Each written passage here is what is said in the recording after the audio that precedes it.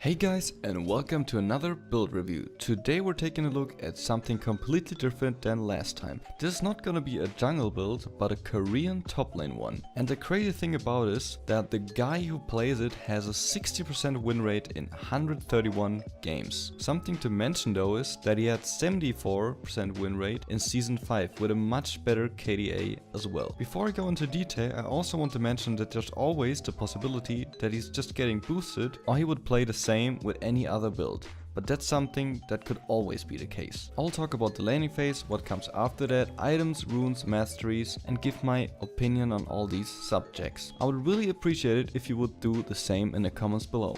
But remember to be polite. I didn't think I had to mention that, but after some comments I received on some other videos, I'll rather do that. Sadly, I can only show you some highlights from his own YouTube channel, cause OPGG won't let me play the replay no matter what I try. I even tried other sites or other programs, but nothing seemed to work. So after the highlights, I'll show you some of my gameplay with Toplane Shaco with the exact same build, masteries and runes. But enough said, let's start with the laning phase. Something that I didn't quite understand is that he runs flash ignite instead of teleport ignite, what I would and do take normally when I have to lane with Shaco. Well, anyways, in a lot of matchups you're gonna be playing passive for at least a while. He always skills his W first, which allows you to be able to go further on the lane towards the enemy tower or even under tower while backing yourself up with some emergency boxes on the path. So when someone hunts you down or you get ganked, you can always rely on your trusty boxes to fear them away. A lot of Shaco players don't do this before a team fight or split or whatever you may start. Always back up your path with boxes. This is the only way you can still make your boxes useful in late game. Cause let's be real, in a 1v1 situation the fear can be nice, but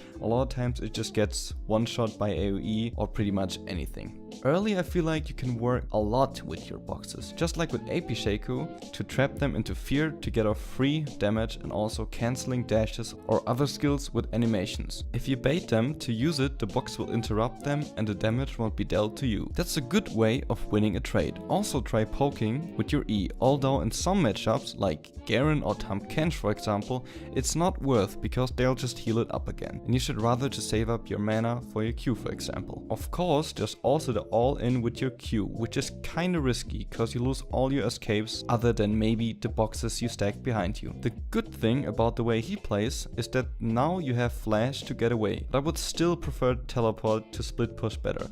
But I also don't have a 60% win rate on top lane Shaco, so he must be doing something right. Other than that, laning is pretty normal. When you get your ult, your fight ability is always underestimated, so you can all in a lot of champions, but it highly depends on matchup, of course. You should also be looking to roam when you push in your lane, or if you just see a good opportunity. Picking up low health people is one of Shaco's specialties. After the laning phase, there's only two options of things you can do, in my opinion. Either you're so ahead and have a team that can teamfight with you that you can just pick out the carries like mid laner, AD carry and possibly squishy top laner, or you're going to have to try and split push and hope that your team won't suicide. This is probably one of the most stressing things when playing Shaco in my opinion, but you just have to do it and not look back. Let's now move over to the build. He always starts off with a corrupting potion, which gives you nice sustain on lane, and the burn is quite nice too.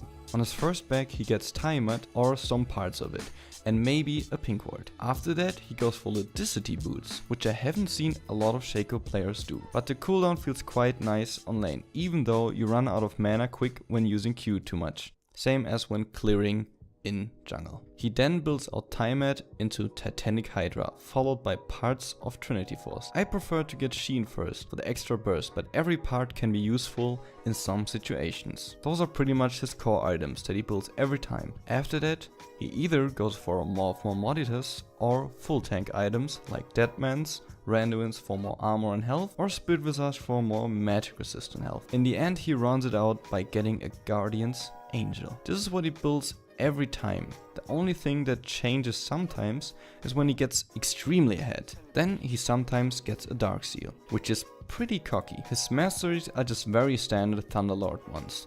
The only thing that some Shaco mains do different is take Vampirism over Natural Talent, which I would definitely take on lane to get more sustain. But Natural Talent gives you some nice burst, I guess. and some more AP for your boxer's E and the explosion of your ultimate. The runes, on the other hand, are a little more interesting.